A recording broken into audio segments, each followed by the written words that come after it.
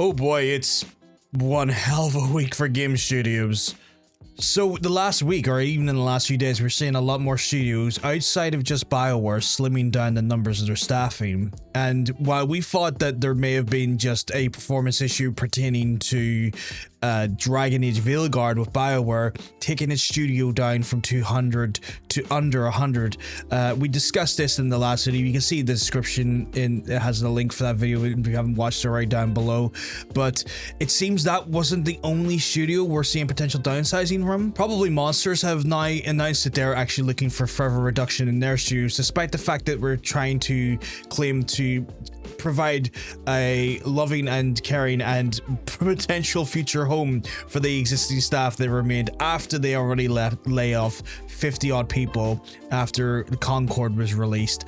And that was sadly a massive expectation that we already had given the performance of Concord, and it literally being one of the games that arrived so dead on arrival and that it actually became a meme onto itself, sadly. But this has then now been followed up by a few other folks as well, with Iron Galaxy discussing that they are now going to be downsizing as well, to quote unquote try and save the business. Now, for folks who don't know, Iron Galaxy were pretty well known for their ports. They worked on things like Killer Instinct, Street Fighter, Free Third Strike. They worked on the Batman Arkham Knight port, if I remember correctly, which wasn't the best or most well-received PC port at the time, but they have done some really cool things beyond that there. But sadly, we are now seeing a last one-ditch effort from them to ensure that they do not lose their studio entirely. This is not even being localized to like a North America thing, as we're seeing even Namco Bandai have now released, or well, not released, they've actually been quite silent about it, but for pension reports from the Japanese pension offices, we've seen that even Bandai Namco, geez, can barely say words these days, but they've reduced their staffing by over 100 folks as well. If you're not familiar with what they have done, they were the studio that brought us Tekken 8, and it's kind of a bit worrying what we're seeing happen right now, where initially we're one sort of studio being Bioware letting off folks. We could have said, oh, that was, you know, maybe down to the fact that the performance of Dragon Age Veilguard, whatever you think about that game or not. But seeing the fact that we're now having studios such as, you know, probably Monsters, again, you could argue the Concord stuff had a bigger, deeper wound there that is still kind of bleeding out that they're trying to plug. But Iron Galaxy, as well as Namco Bandai, I'll learn to say it once properly at some point during this video, but them shedding off staff as well very silently is maybe a bigger sign and a more concerning sign of things to come. Now, obviously, at this point, I would normally speculate, because we're seeing these cuts during February, that this could be a Q4 enhancement release that sometimes publishers do. Publishers are sometimes just awful and think to themselves, how do I make the stock portfolio look better going into Q4 to announce a better profit margin so that the actual stocks look better coming into Q4 going into Q1 of the following year. But the fact that we're seeing the talks of essentially last-ditch effort to keep studios alive it frames it in such a different and such a more sad way. Now, I factored in and thought about this, and the reality comes down to is that gaming, especially on console gaming, is kind of in a weird place.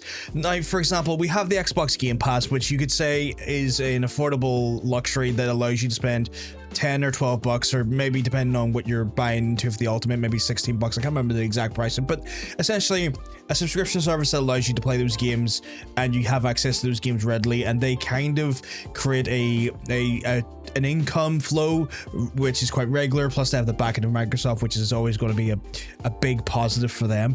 But things like the PlayStation and the Nintendo don't necessarily have the scope and the flexibility of like the PC market, where we can find a lot of great deals for PC games a lot cheaper on their launch and even a few months after their launch. And we can't ignore the fact that the reality is that we are in a cost of living situation where inflation on our just general goods is increasing, and the wages are not necessarily following suit to meet those cost demands. We can't ignore the fact as well that we're seeing games as a standard now being $70, potentially more. And when I say potentially more, we have GTA being already rumored to be coming out at $100 as standard on launch. And while I get that Rockstar can kind of get away with that because GTA 6 is not like a small game, it's kind of a re-evolution of the culture of gaming, because every time a GTA game comes out and has came out since the PlayStation 2 era, it's a monumental moment in gaming, and it is basically a shift in what we see when it comes to our actual hemisphere of gaming. So they can kind of do that. And I don't want them to, let me be very clear, because the normalization of games at $100 or pounds or wherever you are is not healthy. It's already happened in Australia, and they already had kind of skewed costs when it comes to their games anyway. But the fact that we are now getting this normalization, that the actual cost of games is becoming ludicrous in my mind, and this, if it's done by GTA 6 and Rockstar Take-Two in doing that, we know fine well EA and Ubisoft are going to follow feckin' suit. And I'm not happy about that, especially when costs are coming in that we can't even factor in, meaning that gamers have the choice of buying very limited amount of games now. They have to be choosy with their games. And I speculate and I feel that the reason that we're seeing these closures is because it is becoming more difficult for developers to find funding to be able to produce their games, when gamers have to bloody well be very picky about what they choose, especially in a console dominated market where you don't have access to gray market costs with PC, or maybe the subscription services that are there that are kind of working well with regards to Xbox Game Pass. But the reality is that when it comes to cost of actually buying a game, with that price going up and wages stagnating or basically stopping with no growth, gamers have to be more picky with what they choose. We can't be experimental as much as we would like to in regards to buying our AAA games, or even sometimes our AA games.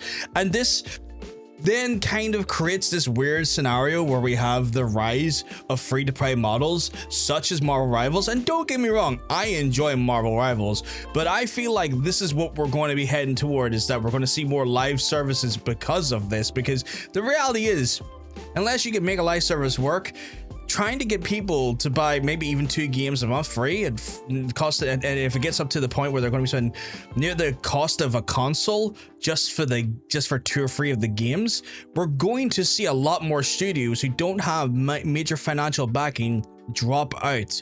And this is scary, because when we see a smaller amount of studios competing in those upper echelons, we see a stagnation in creativity. We see a stagnation in evolution. Now, don't get me wrong, we still have those in place with our indie side of things and the sort of more budget models when it comes to games, and there's some phenomenal things happening there. I mean, last year Balatro completely changed the world of card games, and the creator himself, when he thought he was going to sell maybe about 10 copies or so, maybe even less. But we can't expect the whole industry to thrive if only one section is going to be creative and evolutionary in its approach. And this is scary. I don't like this, but this is what I think is maybe causing this. But then again, obviously I'm going to want to hear what you all think down in the comments section down below. Why do you think that we're seeing these studios go? Is it a situation where we're just happening upon that ideas are being executed on that are just not popular with gamers, and we're seeing a stagnation in the actual revenue flow, such with Concord? Or do we have a greater problem with just our actual cost to purchase versus our actual wage stagnation? Let me know in the comments section down below. If you've enjoyed the video, of course I'm going to ask you to hit that like button, subscribe so you don't miss the next few videos as they come up, as well as the fact that I go live. I'm live on this channel here, as well as that there are actually streams simultaneously on Twitch. You can see the actual link is in the description below. Give us a follow there as well. You can maybe come in, chat with us, express your thoughts on what you've been seeing. Maybe there's some news that I haven't covered that you would like an opinion on. You can always come and check it out and hang out with us. But anyway, folks, I'm John PVG. I am going to see you on the next video or potentially the next live stream. Have a wonderful rest of your day or evening, depending on when you're watching this. Peace.